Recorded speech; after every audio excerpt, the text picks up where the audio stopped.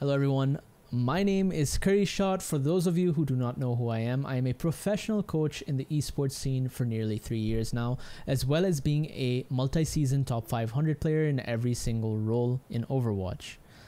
So in today's video, I want to talk about MVP space versus 7 and how I feel the positioning of the Widowmaker was a major contributing factor in their loss on this map versus 7. Alright, so the first thing I want to look at is the setup of the team composition. The team composition itself is standard Orisa D.Va, Junkrat Widow, Mercy Zen. There's nothing wrong with the team comp, but rather in how they set it up. So the big red flag to me right away is the Widowmaker playing the same angle as the Junkrat. What this tells me is versus GOATs, right? So on a setup, you want to consider what compositions you're going to play versus. And in Contenders, Korean Contenders, the two most prevalent comps are the GOATs compositions with the triple tank, Ryan D.Va Zarya with the triple support, Lucio Brig Moira, or the just standard traditional dive. Now, you won't really see the Orisa Hog, the 3-2-1 setup that you saw in the Overwatch League playoffs and finals in the Korean Contenders, so you won't really see the Orisa D.Va Hog and then double sniper and then single support Mercy. Rather, you'll see the dive / GOATs, right? So this setup right away with how the Widow positioned is telling me that versus GOATs, she won't have a really good sight line to the back line, so she won't be efficient there. And as well as being, versus dive, it's just a rather easy dive, okay? She really won't have any use there. It'll be like a 5v6 because she'll be either grappling away or just SMGing. And this is not Horizon Lunar Colony, so she won't really get any shots off as there's less of a distance from the choke to go to the setup here, okay? So instead, I want to bring up the Metabellum versus Blossom and how happy positioned is Widowmaker and why I think that's the optimal way to position your Widowmaker. But before we do that, I want to go ahead and play out these two scenarios you'll see them defend again, and you'll see there's no adaptation really made. So I'm gonna pause right here. So this position right here, Bazi, just a little short side note, is one of the most popular Widow positions that you'll see on this map, okay? So right away you'll see him just kind of run away and then take a position here. I'm just going to pause the video because you won't really see the camera angle show you where Widow goes. Widow drops down here and then is just briefly one clip by Tracer. So that's the amount of impact she had the entire time in this fight, right? So realistically, this is why the dive works versus this composition. Usually you do not dive this composition. You send your flanker to pressure point to get point pressure and have the D.Va drop. But as a result of where the Widow position, this was a relatively easy dive, okay? And now we're going to go ahead and play out the second variation here. So you'll see the adaptation that was made here was literally, he went from here to here. That was the big change. So just keep that in mind while I play this out. And as you'll see, it's the same thing. Winston actually dives here. He puts a bubble, completely ignores the Widow. So he puts a bubble, turns his butt around to her, and then just hits the rest of the team, right? So the entire team just ignores the Widow and then are able to dive this way. Alright, now this is my proposed solution to MVP space, just as well as the solution in my opinion in how they should have played this. So this is how Metabellum played versus Blossom and how they set up their Widow, okay? So they had Widow relative to their team have a perpendicular sight line here playing on the catwalk across, okay? So this is Widow right here and this is her team.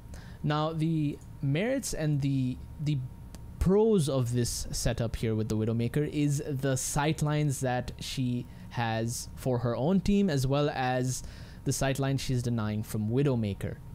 So the first thing you have to consider is when they dive this, they have to choose either to dive the Widow or dive this, right? If they choose to dive this, it's really bad because they're diving into a Junkrat that has a trap set on the Orisa, as well as having a free firing Widow hitting the rest of their team. Because you have to realize the sight lines that she has right now, the opposing Widow has to get somewhere across this to actually have any threat on the unhappy on Widow here on Metabellum. So he has no threat from an opposing Widow here. So he's able to have a free firing sightline to anything that chooses to dive this, which is why you'll see Blossom actually not dive up here. What they do is they send their tank to point, straight to point, to try to pull pressure that way, as they know that this dive will not work out. They do dive it one time, but you know, as a result, they adapt in game and they realize we can't dive this because we can't get to Widow. We can't go ahead and kill her here. We're just gonna die every time we dive. So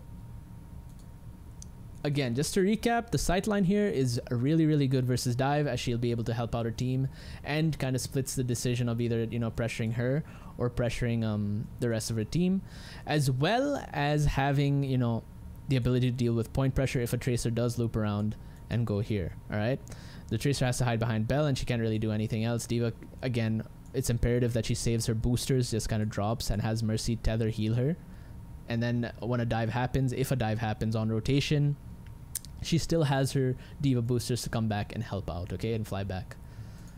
Now again, it's important to look at the setup in multiple comps, right?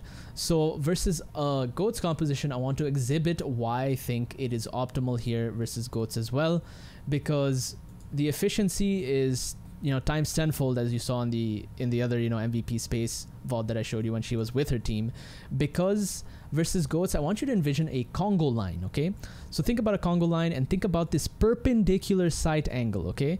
So you'll have Ryan, Zarya, D.Va, Brig, Lucio, Moira, okay? So if she was standing, let's say over here, think about it this way: she can get body blocked by, you know, the 3 mega tanks right here, where she won't really have a shot on backline and won't really have any use. She won't be of any use because she'll just be hitting tanks and not really being able to do much with that, okay? But over here, she can prove fatal to the Goat's composition because Moira, Lucio, Brig are all susceptible to being shot, you know, in the side here. So, you know, Reinhardt's not going to turn his shield towards Widow because then he's neglecting the other 5 people here with a Junkrat, right? So he has to face these 5 people when he's trying to help his teammates cross, right? So on the cross here, Widow will have a good sightline versus Moira, which again is the #1 priority in Goat's composition to kill, because if she dies, everything else dies, as well as Lucio and Brig, you know, as, you know, consolation prizes. So these are the 3 targets that she's able to kill. Now let's say she can't land her shots here. She's able to then drop cross main and have a sightline to the rest of the people on point this way. So she has to take a more aggressive angle. So that's very important, right? She's able to take an aggressive angle and rotate. The Widow rotation is really important versus these compositions, okay?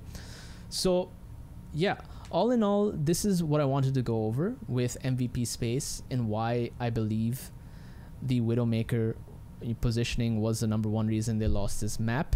I didn't want to sound too redundant, so I hope I got the point across in how I feel the simple solution of rotating Widow to Cat to have a perpendicular sight angle would have gone miles in their favor in order to win this map.